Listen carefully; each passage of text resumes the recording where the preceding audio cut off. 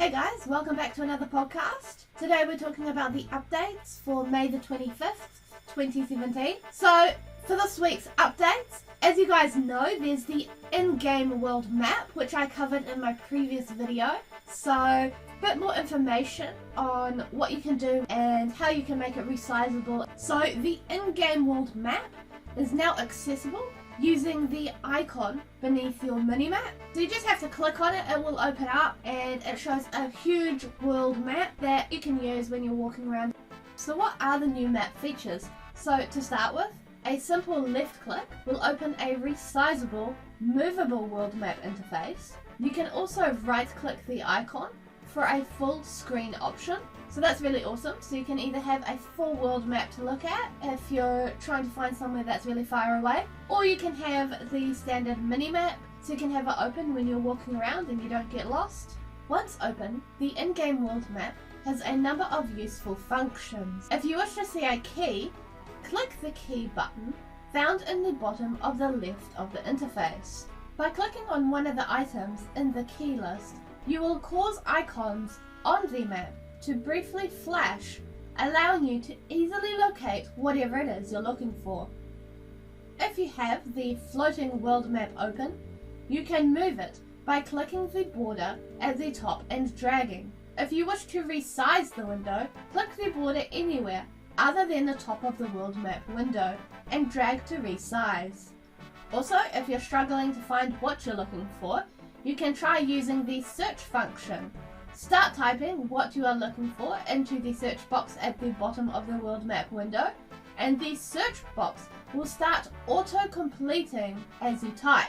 Once you have typed what you are looking for, or autocomplete has suggested it, press enter and your world map will move you to that location. So that is really awesome. So that's really going to help if you're walking to a location that you haven't been to before. Maybe you have a Slayer task that you haven't done before and you're not really sure how to get there. You can type in the location and it will auto send you there. That is really awesome. So that's going to help a lot of players who aren't as familiar with where to go and make leveling and doing quests and tasks just so much more easier for you guys. The search feature searches any map labels. So if you're in a dungeon which lists locations of monsters on the world map, you can search the name of a monster and be taken to its location. So this is really awesome if you're in dungeons as well. If you wish to review areas that are not on the surface of Gillinor, you can do so using map links. Entrances across the surface of the world map have link icons, which, when clicked, display the destination of that entrance. If you are in a complex dungeon, seeking which entrance goes where can be very valuable. Luckily for you guys, the in-game world map also includes intra-map links. If you are in a dungeon with a number of rooms or floors connected by different types of entrances, the world map will show you where those entrances will take you with intra-map links. And now for the next part of the update, balancing changes. When it comes to the priorities of updates, the longevity of Old School is always at the top of Jagex list. They want to ensure Old School is here for you to play and enjoy for years to come. The community has always strongly leaned towards the idea of fixing existing problems rather than building on top of them.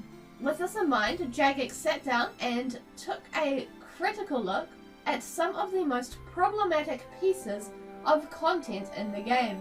Today's updates include several unpolled balancing changes to existing pieces of content, changes they strongly believe to be in the interest of Old School's long-term health.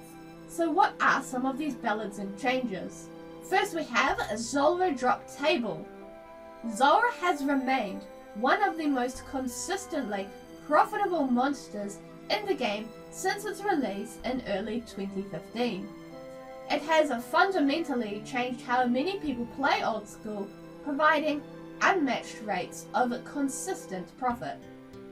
While they don't have an issue with a challenging piece of content being profitable, just how profitable that content may be is something they need to consider, and have concluded that Zulrah is too rewarding. As it stands, many players see Zulrah as the only option for making money. It is so fast and so consistent that few other options seem worthwhile. To address this, they have now reduced the average value of loot from Zulrah by roughly 30%. As part of this change, they have also replaced some of Zulrah's resource drops with items which will have a less significant economic impact on skillers. The specific changes made to the drop rate table are: the drop rate of magic tree seeds has been decreased, the number of runite ore dropped has been decreased from 10 to 2, mahogany planks have been replaced by mahogany logs, the number of papaya seeds dropped has been increased from 2 to 3, the number of snapdragon seeds dropped has been decreased from 2 to 1. The number of toadstool seeds dropped has been decreased from 2 to 1. Raw sharks have been replaced by cooked manta ray, and the number of drops has been decreased from 100 to 35. The number of toadstools dropped has been decreased from 20 to 10. The number of dwarf weeds has been increased from 20 to 30. The number of toad flax dropped has been increased from 20 to 25. The number of snapdragons dropped has been decreased from 20 to 10. Magic logs have been replaced by U logs, and the number dropped has been decreased from 100 to 35. The number of dragon bones dropped has been decreased from 30 to 12. The number of coal dropped has been decreased from 300 to 200. The number of adamantite bars dropped has been decreased from 25 to 20. And lastly, ceridome brews have been replaced by birds' nests. Next we have the Serpentine Helm. The Serpentine Helm provides unmatched defensive and offensive stats and effects. It is a must-have for almost any combat activity in Old School. Its outstanding stats and venom/poison effects leave Jagex very little room to introduce helms of a similar tier, and is near impossible to design around the helmet in its current state without damaging the long-term health of Old School. To address this, they have now made a couple of changes to the Serpentine Helm. The helmet will no longer apply venom to enemies, and its strength bonus has been reduced from +5 to +3. Next we have the Void Knight ranged set. When they looked at the balance of the ranged equipment, the Void Knight set stood out like a sore thumb. The set requires level 42 combat stats and level 22 prayer to equip. Aside from time invested, it's free to obtain. In its current state, it is simply overpowered. Its low requirements and low repair cost, combined with its overwhelming strength, completely wipes out any room for variety in PvP at many levels. There is simply no comparative alternative.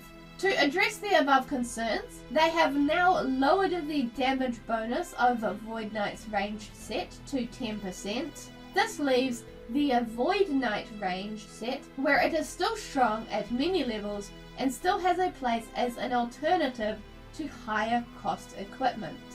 So, the next big change we have is dropping in the wilderness and PvP areas.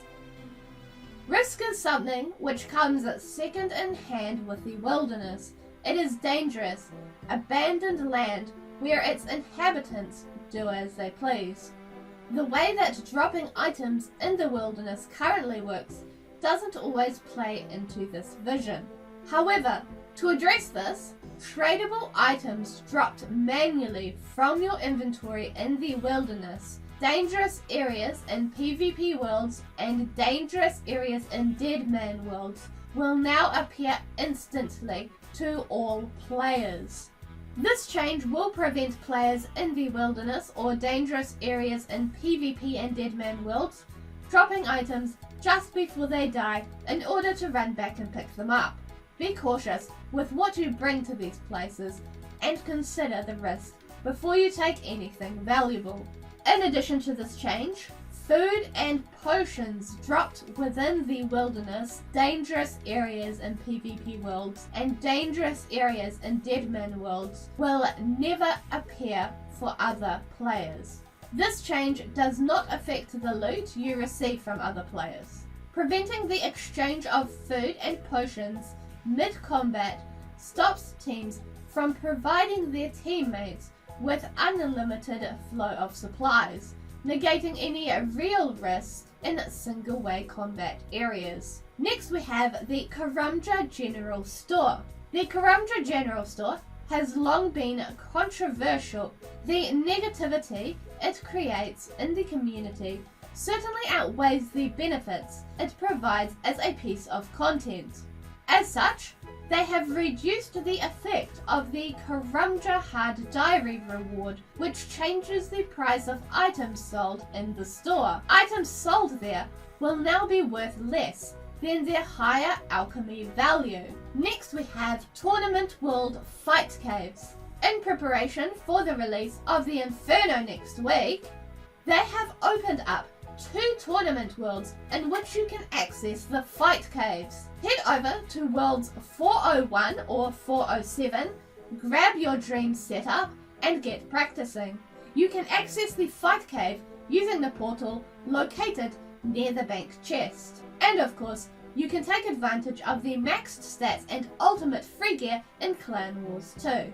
Next we have bug fixes. They have fixed a typo with Ali the Mayor, fixed a typo with the Scorpion Catcher quest, fixed a typo with Gunjohn's Examine, fixed a typo with the Temple of Ikov quest, fixed 2 typos with the Edgar's Ruse quest, clue scrolls requiring you to teleport with a personal spirit tree now works with your POH planted spirit tree. Players can now charge their imbued skull scepter with the bottom half. They have also fixed a typo with Lily in the Warriors Guild, fixed an examine typo with a piano, fixed a typo in the Slayer Tower basement. Also, players will no longer get multiple clueless scrolls if they have it stored in their POH.